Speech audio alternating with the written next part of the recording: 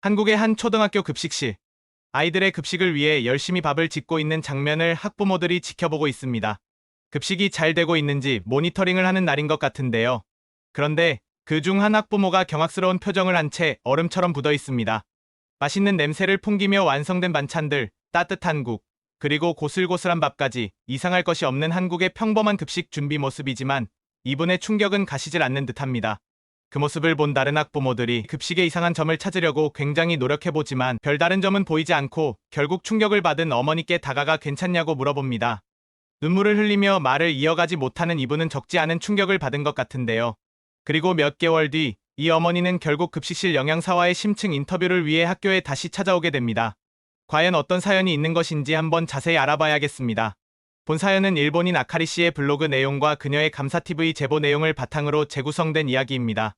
안녕하세요. 저는 올해 41살이 된 일본의 평범한 주부입니다. 41년을 일본에서 살면서 제 삶의 반경이 일본 밖을 벗어날 거라는 생각은 절대 하지 못했습니다. 그건 제 남편과 아이 역시 마찬가지였습니다. 하지만 바로 몇 개월 전 남편의 회사에서 남편에게 해외 지사 발령을 내렸습니다. 일본을 떠나야 하는 상황이 온 것이죠. 외국 지사로 발령받았다는 것은 회사 안에서 능력을 인정받았다는 이야기라며 남편은 매우 기뻐했습니다. 하지만 저는 마냥 기쁘진 않았습니다. 일본에서의 평범한 삶을 두고 한국의 서울로 떠난다는 게 막막했기 때문입니다. 그리고 또 한 가지 이유는 바로 제 아들 히로시였습니다. 히로시는 남자아이지만 늘상 허약하고 그래서인지 사교성도 적었기 때문이죠. 사실 제가 한국에서 잘 적응할 수 있을지보다 히로시가 잘 적응할 수 있을지 몰라 걱정이 앞섰습니다. 적응도 적응이지만 히로시의 건강은 언제나 저에게 큰 걱정거리였습니다. 환절기에는 무조건 감기에 걸렸고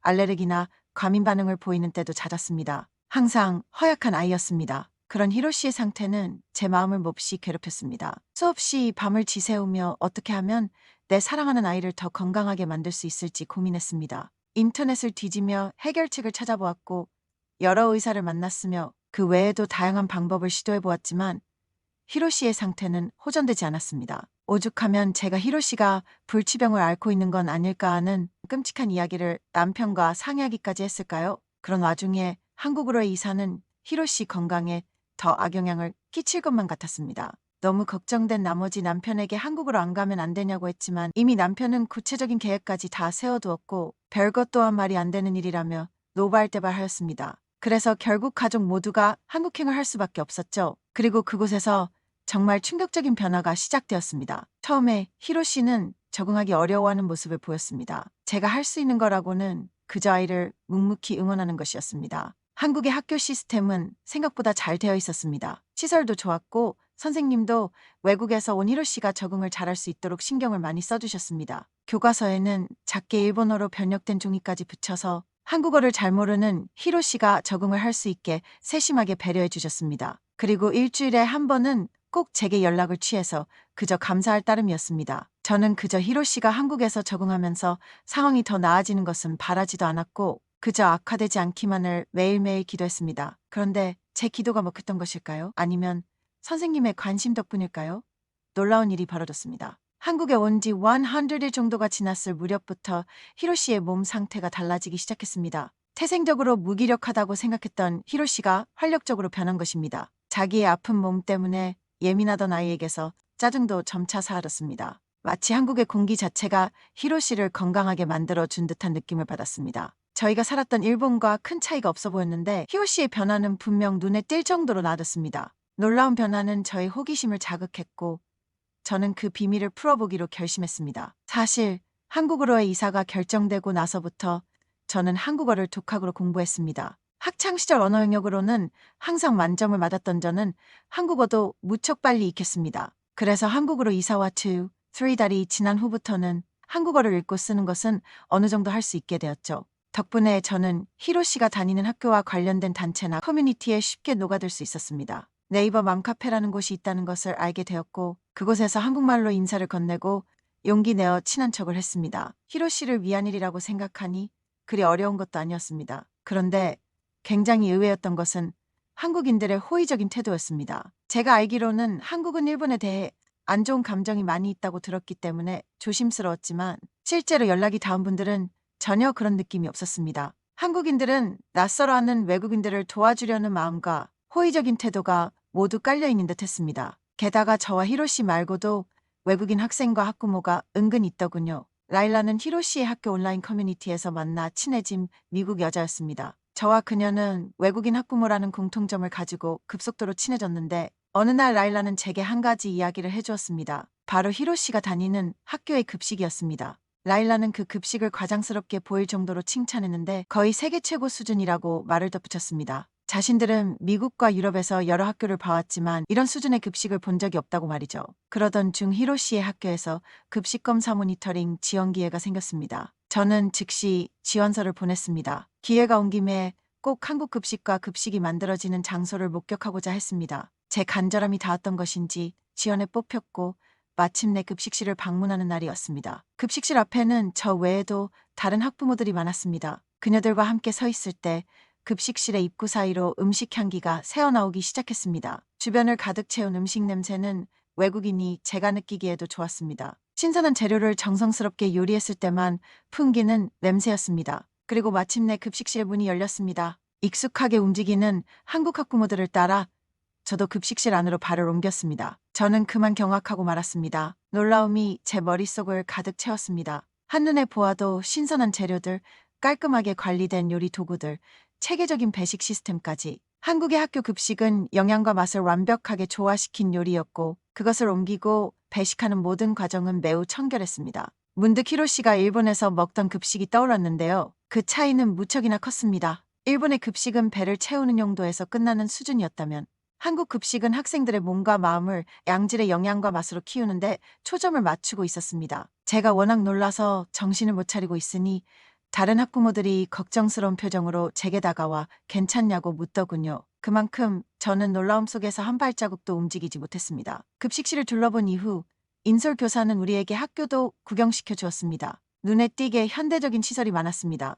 책상과 의자가 모두 새 것이었고 수업에 쓰는 컴퓨터나 과학실 장비들도 전부 최신식이었습니다. 밖에서 보아도 오래되었다는 것이 느껴지던 일본 학교와는 대조적이었습니다. 게다가 학교 주변에 유흥업소나 오락시설이 없다는 것 또한 제 마음을 사로잡았습니다. 한국에서는 학교 주변 일정 범위를 어린이 보호역으로 두고 있었으며 횡단보도를 안전하게 횡단할 수 있도록 안전인력이 배치되어 있기도 했습니다. 한국이 아이들의 안전을 얼마나 중요하게 생각하는지를 엿볼 수 있는 풍경이었습니다. 한국 학교의 훌륭한 환경 속에서 히로시는 계속해서 건강해졌습니다. 학교로 향하며 미소를 짓는 날이 많아졌습니다. 어느 날에는 매일 급식을 먹고 싶어서 매일 학교에 가고 싶다는 말을 하기도 했습니다. 친구들도 사귀고 심지어 집으로 초대하기까지 하는 히로시의 변화를 보면서 저와 남편 모두 이전까지 느껴본 적 없는 행복함을 경험했습니다. 이쯤 되자 저는 히로시의 건강 비결이 무엇인지 점점 확신이 생기기 시작했습니다. 바로 급식 덕분이라는 생각이 말이죠.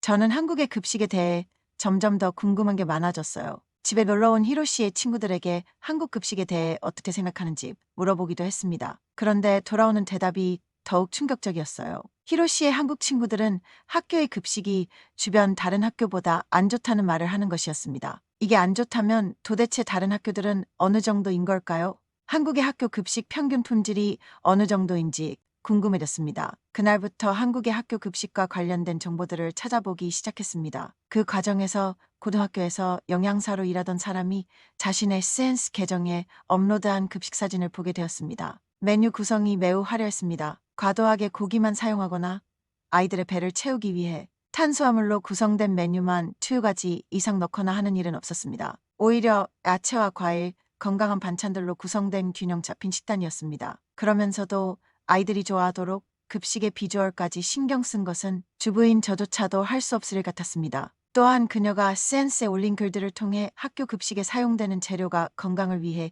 여러 번 검토되고 유기농 식품만을 사용한다는 사실도 알게 되었습니다. 영양사라는 직업에 대해 더 알고 싶어진 저는 유튜브에 올라와 있는 많은 영상을 찾아보았습니다. 영상 속에서는 영양사들과 급식실에서 일하는 조리사들의 모습이 자세히 담겨 있었습니다. 제가 급식실에 가서 보았던 것처럼 영상 속 급식실 역시 매우 체계적인 시스템을 갖추고 있었고 조리사들의 기술도 매우 능숙했습니다. 영양사란 단순히 요리사가 아닌 영양학에 대한 전문 지식을 갖추고 있는 직업이었습니다. 좋은 재료로 좋은 반찬을 고안하고 맛을 조화롭게 결합하는 일을 자랑스럽게 여기고 자부심을 느끼는 모습에 저절로 믿음이 갔습니다. 그러면서 저는 확신했습니다. 히로시가 건강하고 활발하게 바뀐 이유는 아이들의 성장을 온 마음 다해 기원하는 한국 급식 덕분이라는 것을요. 이렇게 알아낸 사실을 어떻게 활용할 수 있을까 고민하던 저는 블로그를 열었습니다. 전 세계의 학부모 중에 저와 같은 고민을 품고 있는 사람이 분명히 있을 거라는 확신 덕분이었습니다. 히로시가 일본에서 열악한 급식을 먹으며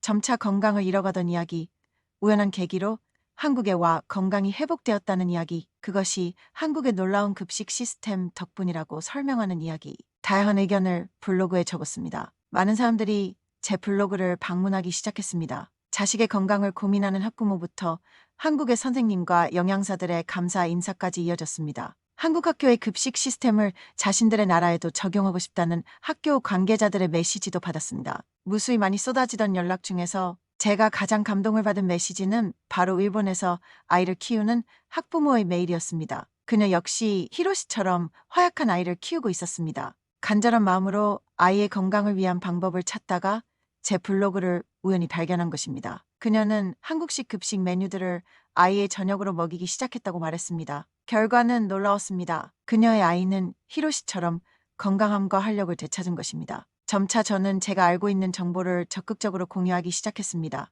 한국의 수준에 미치지 못하는 일본의 급식 시스템 변화에 도움을 주고 싶었죠. 일본의 학교들이 급식 시스템을 개선하고 아이들의 건강한 식습관을 지킬 수 있도록 요구하는 단체에 참여해 목소리를 내기 시작했습니다. 이미 거기서 활동 중인 다른 열정적인 학부모들과 학교 급식의 영양 기준을 높이고 더 많은 투명성을 확보하기 위해 노력했습니다. 의외로 많은 학교가 우리 단체의 의견에 귀를 기울였습니다. 알고 보니 급식 퀄리티가 열악한 학교 대부분은 비양심적인 업체를 잘못 만나거나 영양사를 고를 때 꼭 알아야 할 체크리스트를 몰라 급식을 개선하지 못하고 있었습니다. 우리는 우리가 가진 좋은 재료 공급 업체 리스트를 많은 학교와 공유했고 한국과 일본의 훌륭한 영양사들을 찾아가 인터뷰한 내용을 책자로 엮어서 제 블로그에 업로드했습니다. 우리의 의견을 적극 환영해 급식 재료를 신중하게 선정하고 아이들의 건강을 위한 향상된 영양 기준을 마련하는 학교들의 모습을 보면서 저는 기쁨을 느꼈습니다. 이 여정에서 가장 기억에 남는 순간 중 하나는 히로시의 학교를 다시 한번 방문한 날이었습니다. 그곳에서 급식을 준비하는 영양사와 조리사들을 만날 기회가 있었습니다. 그들은 저를 알아보았고 자신들의 노력과 헌신이 인정받을 수 있게 해주어 고맙다며 고개 숙여 인사했습니다. 이미 훌륭한 일을 해내고 있던 그들이기에 저 역시 고맙다는 인사를 했습니다. 영양사와 개인적으로 대화를 하기도 했는데 영양사로부터 매우 인상적인 말을 들었습니다. 그는 아이들을 위해 요리하는 것은 단순히 직업이 아니라 당연히 해야 할 책임이고 우리는 우리가 준비한 급식이 아이들의 미래를 만드는 힘을 갖고 있다고 믿고 있다고 말했습니다. 영양사뿐만 아니라 조리사들까지 그 책임을 매우 진지하게 받아들이고 있다는 걸 저는 알 수 있었습니다. 깊은 감동을 느꼈습니다. 한국의 학교 급식 프로그램은 단순히 아이들에게 음식을 제공하는 것뿐만 아니라 그들의 잠재력을 키우고 평생 지속될 건강한 식습관을 심어주는 것이라는 것을 분명히 하고 있었습니다. 저도 모르게 지금까지의 한국 생활을 되돌아보게 되었습니다. 정말 우연한 계기였지만 우리 가족의 한국 이사는 우리의 삶을 더욱 풍요롭게 만들어 주었습니다.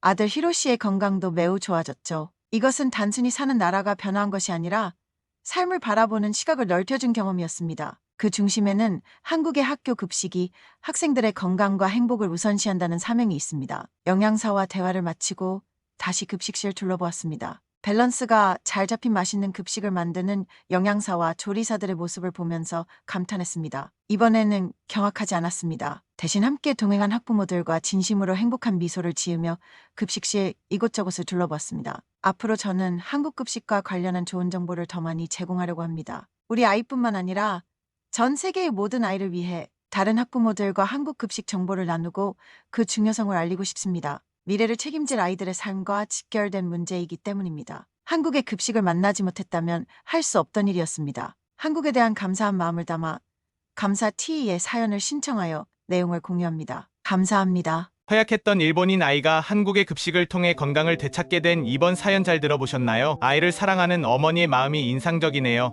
자녀를 위하는 마음은 역시 국적을 초월하는 것 같습니다. 저희 채널의 사연을 빠르게 받아보고 싶으시다면 구독과 좋아요, 알림 설정 부탁드립니다.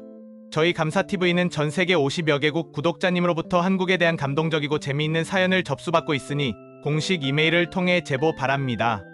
감사합니다.